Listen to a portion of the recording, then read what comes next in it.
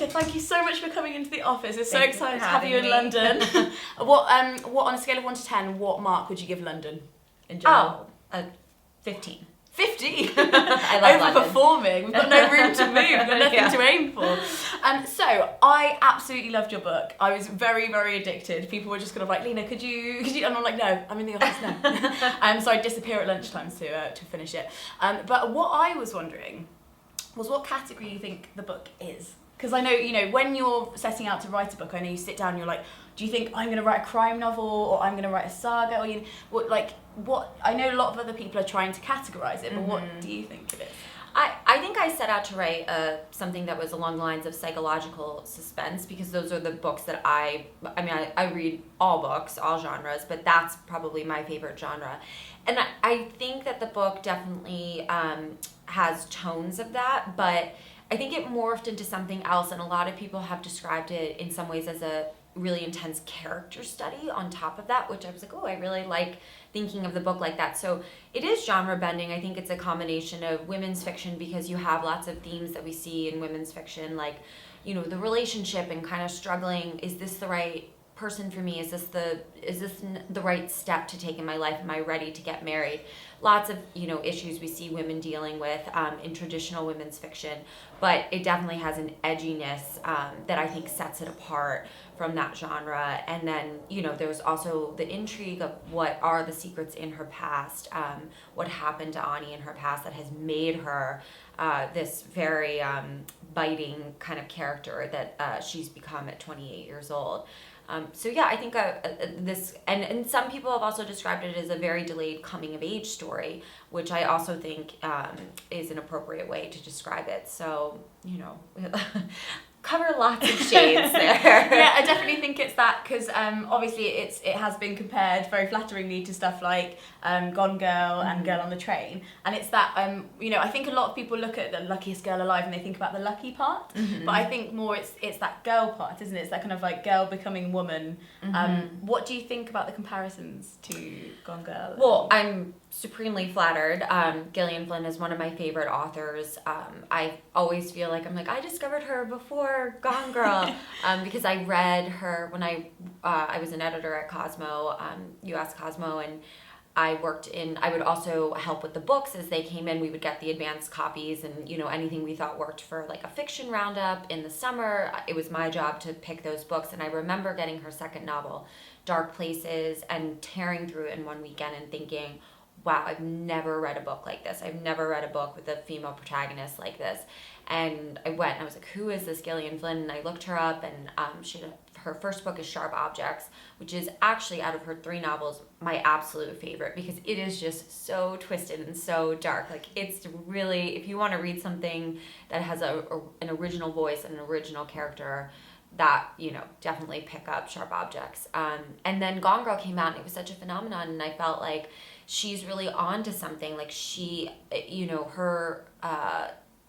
she kind of really claimed these gritty anti-heroines, and I just thought that was so interesting, and I'd never read a female character like that before, and I wanted to write my own character who would be have a very distinct voice, and have, and be kind of a polarizing character. Like, do you love her? Do you hate her? Do you root for her in the end? Like, people, I've heard, it runs the gamut. People feel various ways about her at the end of the book, and to me that means I did my job. It's that ambiguous narrator that's kind of... What do you think unnerves people so much about having an unlikable female narrator? Have you found that people are very unnerved by it? Yes, I think that we are much more allowing of unlikable male characters than we are. I mean, first of all, there's never even a discussion for the most part about male characters, about whether or not they're likable or not likable. And I think women behaving badly is still a taboo topic in this day and age. And yeah, I think we're more judgmental and we're harder on women than we are on men. And I also think that a lot of the issues that women struggle with, they're sometimes dismissed as, shallow issues, like caring about our weight, caring about whether or not we're married by a certain age, if we have a family by a certain age, what do people think about us? And to me, that's really unfair, because we live in a world that tells women that if you don't weigh a certain weight and if you don't have a ring on your finger by a certain age, that you kind of have, you're not as valuable in the eyes of society. So to dismiss these issues as, being kind of shallow or kind of surface issues, I think does a real disservice to the pressures that we put on women in society. Reese Witherspoon is a fan. Not only is she a fan, she's making the film. Yes. How's that for you? That's surreal. It feels amazing. And I feel very blessed that she reacted to the book and to the character of Ani the way she did, because she set up her production company, Pacific Standard, specifically because she felt like there weren't enough roles, dynamic, complex roles for women in Hollywood. It was a lot of like the plucky heroine or like the wife or the girlfriend. And she was like, this doesn't represent how women really are. Like, women are a range of things. And so for her to feel like Ani FaNelli, the protagonist of my book, for her to feel like she's worthy of a movie adaptation, especially when she has such amazing credits, like, Wild and Gone Girl, like those are two of the, richest protagonists that we have, I think in recent examples. It's just it's a really flattering feeling. Yeah, and I think what's also interesting is because she's treated books like Wild and stuff like that with a very kind of complex kind of lens. And I think, are you nervous about the way she's going to treat Ani? Do you trust her? I trust her. Well, I'm also writing the script, so okay. So yes, I have some control over the issue, and everyone is really happy with the way the script has turned out and the film adaptation of Ani. So, so far so good. Yeah, and I think what really struck me, and the bit that I was highlighting in the book, was the treatment of, obviously Ani, you meet her and you don't like her at all, and then you start to realise that there is a lot more that's been going on, and there's a lot of retrospective stuff that you discover about her, and a term that a lot of people use for her is survivor, and she kind of has a problem with that in some way. She's finding that people use the word survivor when they're encouraging a kind of movement towards getting over it or moving on. How did you go about researching the role of, a survivor and kind of finding out how it felt to be that way?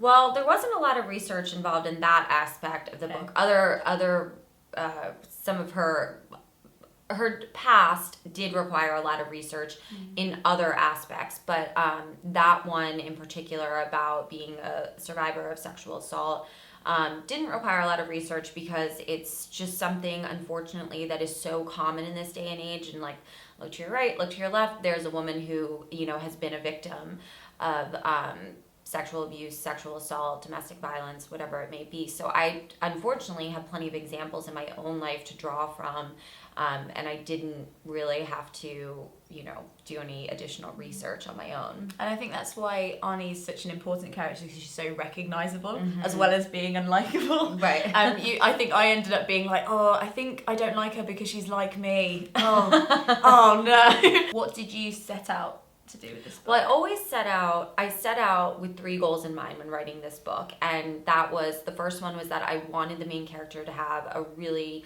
distinct, even polarizing voice, where you don't know if you love her, you don't know if you hate her, but at least by the end you would understand her and you would come to empathize. So, for some people she's not their cup of tea right away. Other people are like, oh, I see so much of myself in her. It just depends, on your personality. So the second point was I wanted there to be a crime that was based on real life as a point of intrigue in the book. And so I did that. The kind of secret in her past is based on a real life crime, something that actually happened. And then the last thing I wanted to accomplish in writing this book is that I wanted it to have a heart. So even though Ani, is bristly and she has her sharp edges, I did write her with a sort of tenderness, because I do think she's so misunderstood, and I do think really what all those edges, what they're really covering up in the end, is someone who just feels hurt and lost and confused and hasn't really worked out a lot of issues from her adolescence because she didn't really have anyone there to help her through it. And so she's kind of coming of age, 14 years after this very violent, traumatic incident happened to her, but at least it finally happens. Yeah, that makes a lot of sense. I have one more question for you, Yes. because it made me think a lot about, female characters in the past that I've loved, and then everybody else has been like, oh. So my favourite literary character is Emma. From Jane Austen. Everyone's like, why do you like her? She's a bitch. And I'm like, she kind of reminds me of me. Do you have any favourite female protagonists? Probably Esther from The Bell Jar, Sylvia Plath, The Bell Jar. I just think there's such a light in her voice. I mean, I can pick up that book and open up to any page and just start reading right away because I'm just fascinated by everything she says and how she says it. And I also think she's that sort of character where she comes across as maybe a little precocious, but you know that there's so much pain hiding underneath the surface. She's, one of my favorite characters. And I love the character and I love the voice of Dolores in She's Come Undone by Wally Lamb. I remember reading an interview with him where he said her voice came to him in the shower and it was just such a distinct voice. And I was like, I've got to come up with something that, that people will remember the way I remembered the voice of Dolores. Yeah, that's amazing. Thank you so much for Thank coming you. on Book Break. Let us know in the comments below who your favourite female unlikable protagonist is. Must be unlikable. And whether you're going to read this book, because I'm going to reread it, I think now. Now I've met you, I'm definitely going to reread it. Thanks a lot for coming on. Thank you. There we go.